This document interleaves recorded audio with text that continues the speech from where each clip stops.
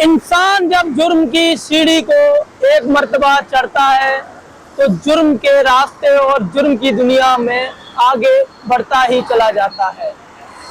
फिर वो चाहे लाख कोशिश कर ले, जुर्म की दुनिया में जाने का तो रास्ता होता है, लेकिन आने के लिए कोई रास्ता नहीं बचा होता है, ना कोई पतली गली होती है। जुर्म के जाने के लिए रास्ता होता है, लेकिन जुर्म की बात करें, जुर्म की दुनिया की बात करें तो जुर्म का जो अंजाम होता है सिर्फ मौत और गोली होती है। अपराधी की गोली हो या पुलिस की गोली हो, उसका जो खेल है गोली के साथ ही खत्म होता है। जो आज हम आपको कहानी सुनाने जा रहे हैं वो कहानी जुर्म की कहानी और जुर्म की दास्तां कहाँ से शुरू होती है, कैसे शुरू होती है, तो उसके लिए आपको हमारे साथ देश की राजधानी से 300 किलोमीटर दूर राजस्थान की राजधानी जयपुर और जयपुर से भी 300 किलोमीटर दूर एक शहर है बीकानेर। बीकानेर जो अपनी संस्कृति और खान पान के लिए मशहूर और उसके लिए जाना जाता है। बीकानेर की जिले की ही एक तहसील है नुनसर। उस तहसील में एक गांव आता है कपूरीसर। कपूरीसर बड़ा गांव, क्षेत्र का बड़ा गांव होता है। उसमें करीब लगभग 400 या 450 परिवार रहते हैं। उसी परिवार में एक संत राम नामक एक व्यक्ति भी उस गांव में जीवन यापन करता है।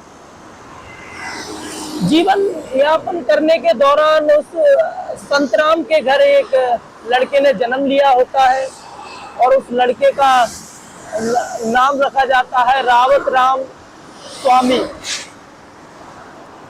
रावत राम स्वामी का जन्म 12 फरवरी 1993 में होता है। वो जो तारीख होती है 12 फरवरी 1993, उस दिन संत राम के घर एक लड़के ने जन्म लिया होता है और नाम रखा जाता है रावत राम स्वामी। जी हाँ, हम उसी रावत राम स्वामी की बात कर रहे हैं जो आज की जुर्म की दुनिया का रोहित गोदारा है। रोहित गोदारा आज राजस्थान ही नहीं पूरे भारत में और भारत के साथ साथ पूरे देश भर में इंटरपोल की रडार पे सबसे बड़ा नाम उभर कर सामने आने वाला मुजरिम और अपराधी गैंगस्टर है। हाल ही में चर्चित हत्याकांड राजस्थान की राजधानी जयपुर में राष्ट्रीय राजपूत करनी सेना के राष्ट्रीय अध्यक्ष सुखदेव सिंह गोगामेडी की घर पे गोली मारकर हत्या कर दी गई थी और उसकी जो पूरी जिम्मेदारी थी वो रोहित गोदारा ने अपने सर पे ली थी एक फेसबुक पे पोस्ट करने के बाद। तो किस तरह से ये रोहित गोदारा है एक छोटे से गांव से निकल के आज देश ही नहीं, राजस्थान ही नहीं, पूरे विश्व में इंटरपोल, पूरे विश्व की जो पुलिस है उसके लिए रेड और उनकी रडार में शामिल हो जाता है। रोहित गोदारा की बात करें तो उसका जो शुरुआती बचपन का जो जीवन होता है वो गांव में जीवन यापन करता है। पढ़ाई में ज़्यादा अच्छा नहीं होता है, तो पढ़ाई में स्वाभाविक सी बात है, अमूमन सा उसका पढ़ाई में ज़्यादा मन भी नहीं लगता है। हाई स्कूल में पढ़ाई के दौरान उसके अच्छे नंबर नहीं आते हैं और मन मुताबिक चीज़ें नहीं हो पाती हैं, तो उसने ठान लिया होता है कि अब पढ़ाई तो नहीं होगी तो मोबाइल का काम करते हैं। तो पहले तो तहसील में ही, वहाँ गांव से निकल के तहसील होता है नुनसर, वहाँ जाता है तो मोबाइल की दुकान खोलता है। तो शुरुआती दिनों में कुछ मुनाफा होता है, रिपेयरिंग का काम सीखता है और अपना मोबाइल का दुकान खोल लेता है और ये सिलसिला जारी रहता है। तो उसने सोचा अगर मोबाइल का काम ही कर रहे हैं तो क्यों ना इस काम को और बढ़ाया जाए। तो उसने फिर इस काम को बीकानेर में जाकर शुरू किया है। बीकानेर में उसने एक नहीं 4 दुकानों को शुरू कर दिया। एक बीकानेर में बहुत चर्चित जगह है गणपत प्लाजा, तो उसमें उसका एक दुकान था। एक जैन मार्केट है तो उसमें एक दुकान था। सब कुछ ठीक चल रहा था, मन मुताबिक चल रहा था, चीजें एकदम ठीक हो रही थी।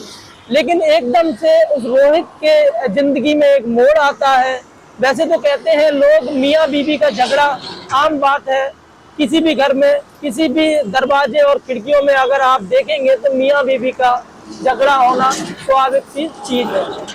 लेकिन ये एक ऐसा झगड़ा था, इस झगड़े के बाद एक मोबाइल मैकेनिक और एक आम से नागरिक को एक पूरे प्रदेश का नहीं, पूरे देश का नहीं, अंतरराष्ट्रीय गैंगस्टर बना दिया जाता है। एक बीवी के झगड़े से अंतरराष्ट्रीय गैंगस्टर का सफर तय कर लेता है। होता यह है कि बीवी की झगड़े के बाद, बीवी की कहासुनी के बाद बीवी ने और उसके घर वालों, जब बीवी से मारपीट किए तो बीवी ने अपने घर वालों को बताया, अपने परिवार को बताया, तो ससुर ने उसके खिलाफ एक मुकदमा दर्ज कराया दहेज का और मारपीट का, उत्पीड़न का। ये यहाँ से उसकी रोहित की सबसे पहले यहाँ से शुरुआत होती है। तो रोहित का जब मुकदमा दर्ज हो जाता है तो रोहित को जेल जाना पड़ता है।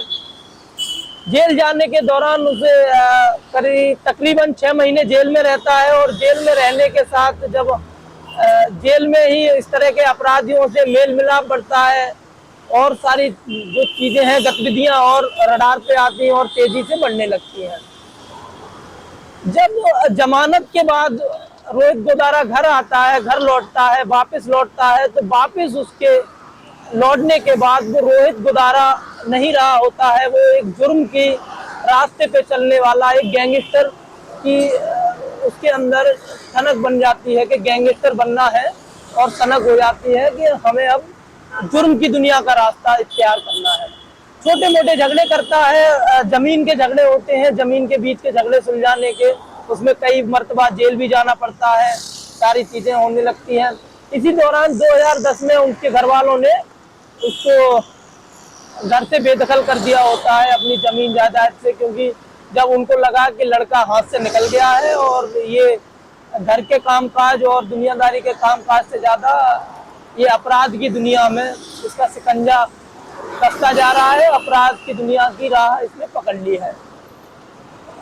इसी तरह जब ये सारी चीजें चलती रही तो एक और हत्याकांड होता है और जिसमें इसका नाम आ जाता है। तो उस दौरान ये जेल में जाता है, तो वहीं इसकी छोटी छोटी जो लोग होते हैं, छोटे छोटे क्राइम होते हैं, क्रिमिनल होते हैं, अपराधी होते हैं, जो तो उनको मिला के इसने एक गैंग शुरू कर दी, रोहित के नाम से गैंग चलाने लगा। राजू ठेठ और अनंत पाल का एनकाउंटर और राजू ठेठ की हत्या के बाद ये समझो कि राजस्थान का सबसे उभर के आने वाला गैंगस्टर बन गया था, कि जो हर हत्या में और पुलिस की रडार में इसका नाम शामिल होने लगा था। पुलिस के लिए ये सबसे बड़ी पहेली और पुलिस की रडार में, पुलिस की सूची में सबसे पहला नाम बन जाता है। पुलिस बहुत सारे अपने जो सिस्टम है इसको पकड़ने के लिए लगा देती है, लेकिन ये कनाडा और कई देशों में छुपा रहता है।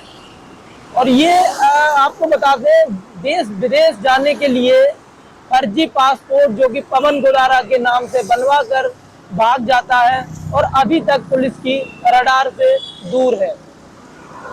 अब बाहर जाने के बाद जो अंदर था, तो ये लॉरेंस के लिए काम करना लॉरेंस के टच में आता है और लॉरेंस के लिए काम करना शुरू कर देता है।